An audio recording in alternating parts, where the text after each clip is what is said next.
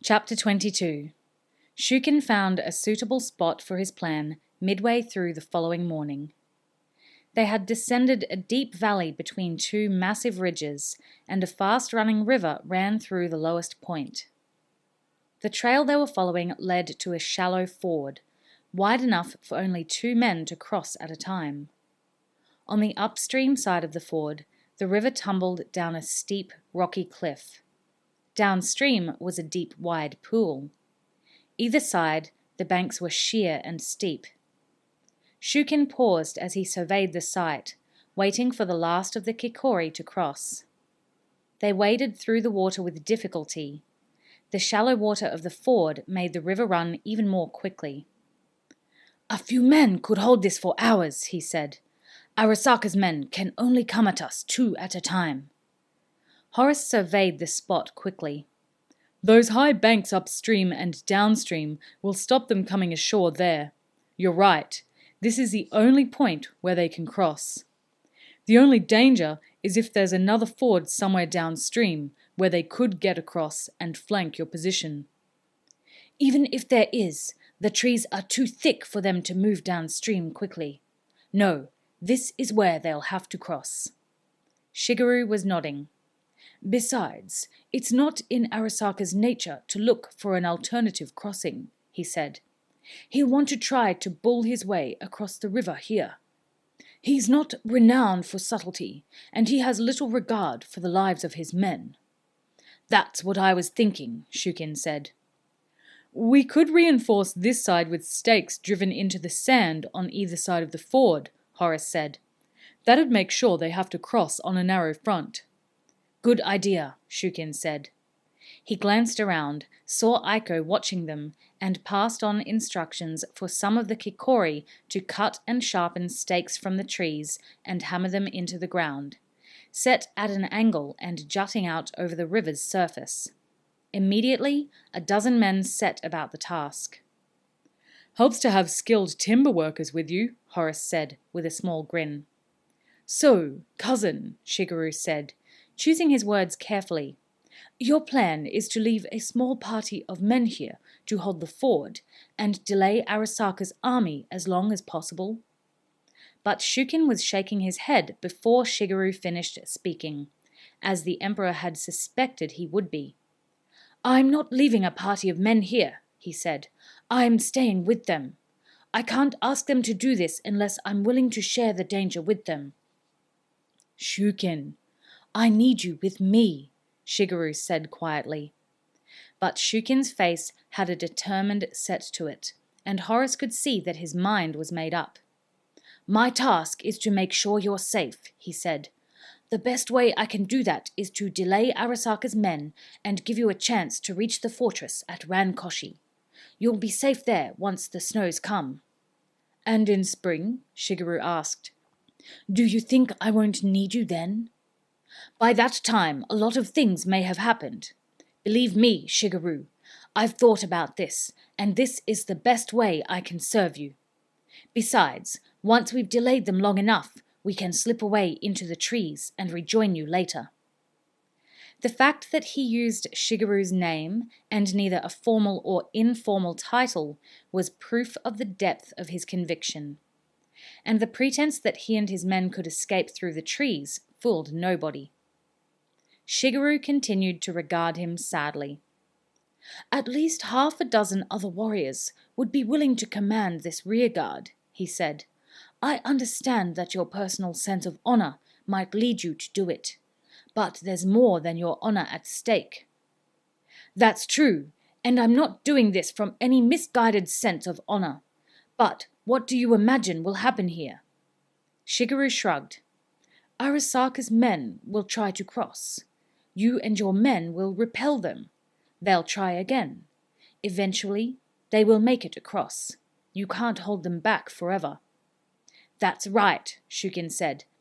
"And, unfortunately, the advantage this position gives us is also a disadvantage.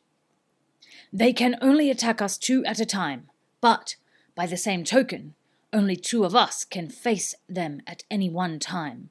So, it's important that the men defending the ford are our best warriors. Do you know anyone in our group who could best me with a sword?" Shigeru went to answer, hesitated, then dropped his eyes as he realized that Shukin wasn't boasting. He was speaking the simple truth. "No," he said. "You're the best we have." "Exactly. And so I have the best chance of holding off Arasaka's men for the longest period." "Eventually, of course, Arasaka will realize this. He'll send his best warriors to face you, and, if necessary, he'll come at you himself," Shigeru said. Shukin allowed himself a grim smile. "And that might solve the entire problem." Shigeru said nothing. They both knew that, as fine a warrior as Shukin might be, Arasaka was one of the best swordsmen in Nihon-Ja. In a one-on-one battle, the odds were vastly in his favor. "I'll stay with you," Horace said suddenly, breaking the silence. But both his friends shook their heads. "I can't ask that," Shigeru said. "It's bad enough that my cousin is ready to do this. I can't ask an outsider to sacrifice himself as well.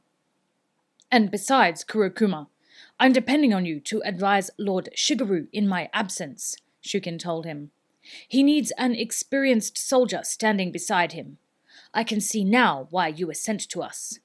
I can command this rearguard with a much clearer mind if I know the Emperor will have your experience and knowledge to call on. You can serve him in my place. That will be worth more to me than having another sword to help me." Horace drew breath to argue, but Shigeru laid a hand on his forearm. "Shukin is right, Orsan," he said, foregoing the use of Horace's joking nickname. "I'll need all the help I can get." After a few seconds, Horace capitulated. He nodded sadly, eyes cast down to the ground. "Very well." He looked up and met Shukin's gaze. "You can depend on me," he said simply, and the Senshi leader nodded. "I know that, Orsan." Horace looked around for some way to break the awkward silence that fell over them. "Keep some of those sharpened stakes and have your unengaged warriors use them as pikes," he said. "You can stop some of Arasaka's men before they reach the bank." Shukin nodded, recognizing a good idea. "You see," he said, smiling, "this is why I want you to stay with Shigeru." "Just don't let your ideas of honor get in the way. Stop Arasaka any way you can, all right?" "You have my word. Now give me your hand, Orsan. It's been a pleasure knowing you." All pretense that Shukin and his men might escape from the ambush site was now abandoned. Horace gripped his hand, and Shukin embraced him around the shoulders with his left arm. "There's a gift for you in my pack," Shukin told him. "It's wrapped in yellow oilcloth. Something for you to remember me by." "I don't need any gift to remember you. Take care, Shukin." As he said the words and stepped back, Horace realized how ridiculous they were, but Shukin merely smiled. Then he embraced Shigeru. The two men moved a few paces away from Horace, and he turned away to give them a moment of privacy. They spoke softly in their own language. Shukin dropped to one knee, his head bowed, and Shigeru placed his right hand on his cousin's head in benediction. Then the private moment was over. Shukin rose to his feet and briskly called the names of half a dozen of the Senshi. They stepped forward as he called them. "We're staying here to swat these annoying mosquitoes who are following us," he told them, and they all smiled, then made stiff little bows towards Shigeru. No calling for volunteers, Horace noted. These men were all volunteers anyway. "Now, cousin, you had best get on the move. You need to be at that bridge before Arasaka finds another way to cross the river." Shukin had returned to the pretense that they would stop Arasaka permanently at this spot. Shigeru nodded and turned away. Horace, after a moment's hesitation, followed him, and they began the long, difficult slog up the next ridge.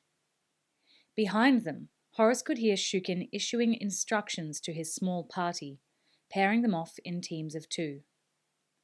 The ridge they were climbing was one of the highest and steepest so far.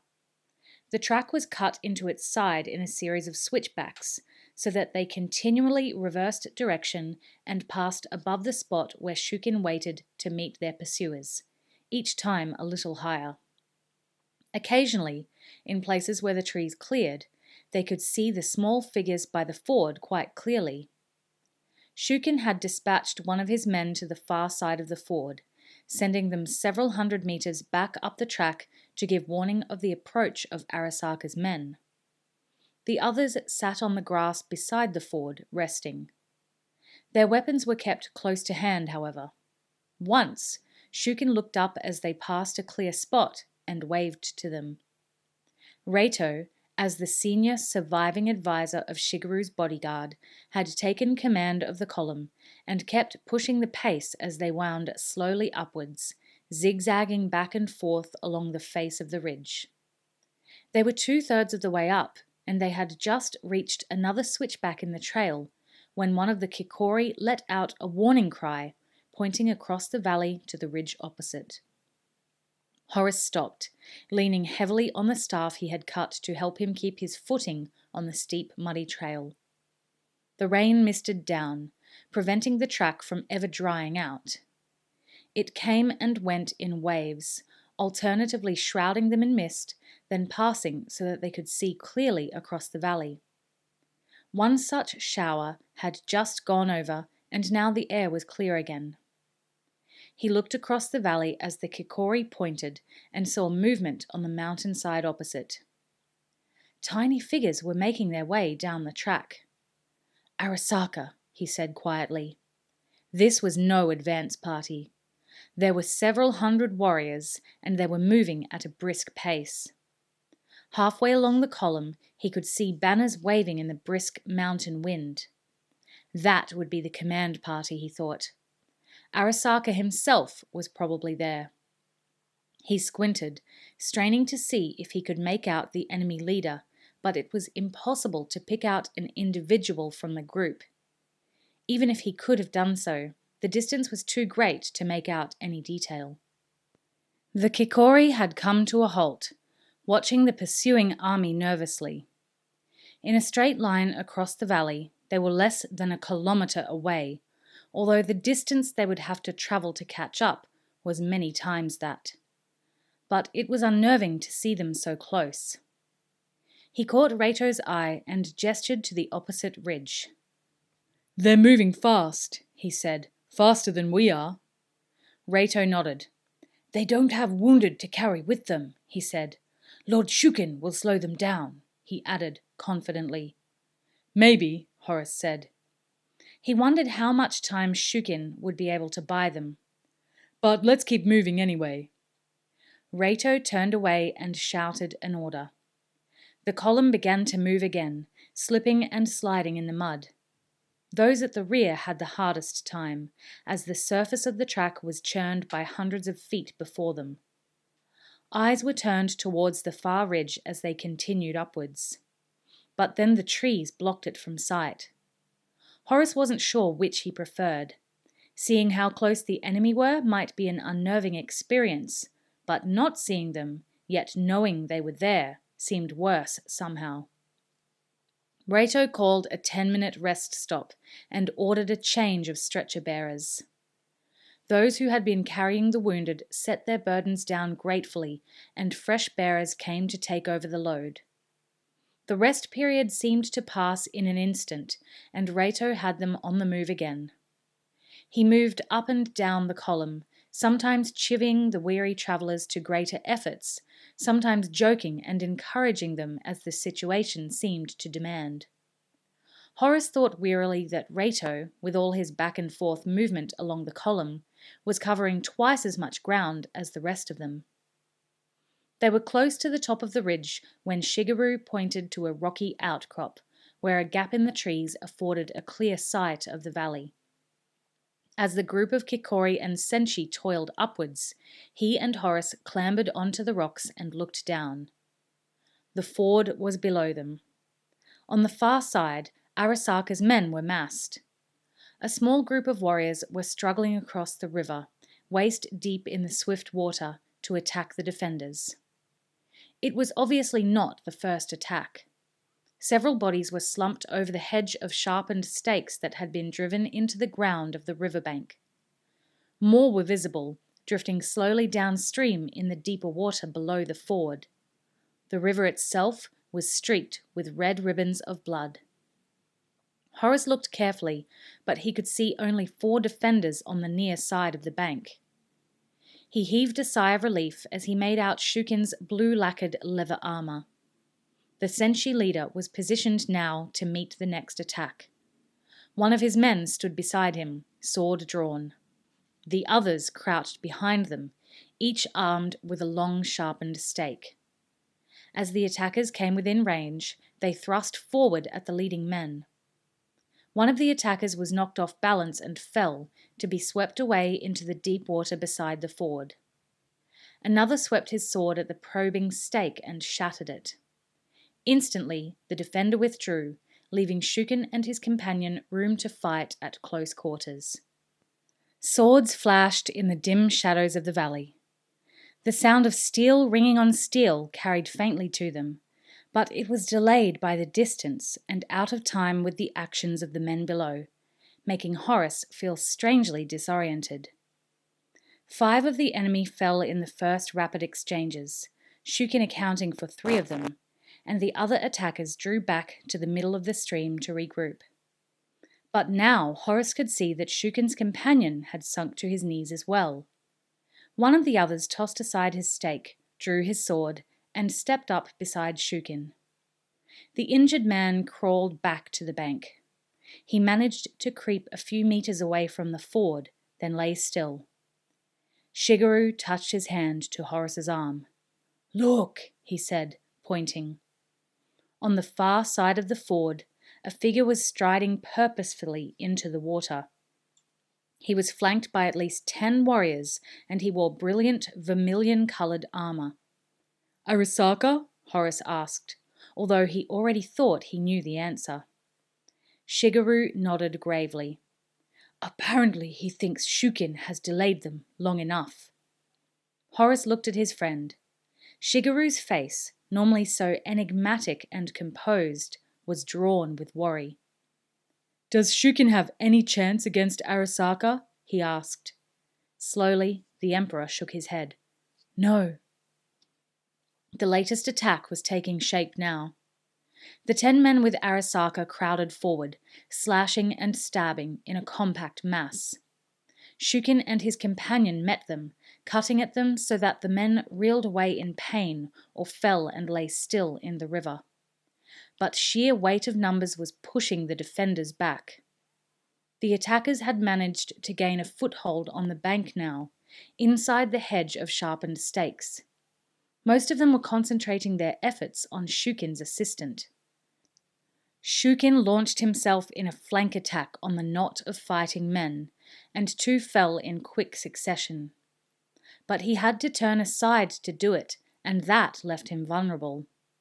Suddenly, the vermilion-armoured figure charged forward, shoving some of his own men aside, and Shukin found himself flanked.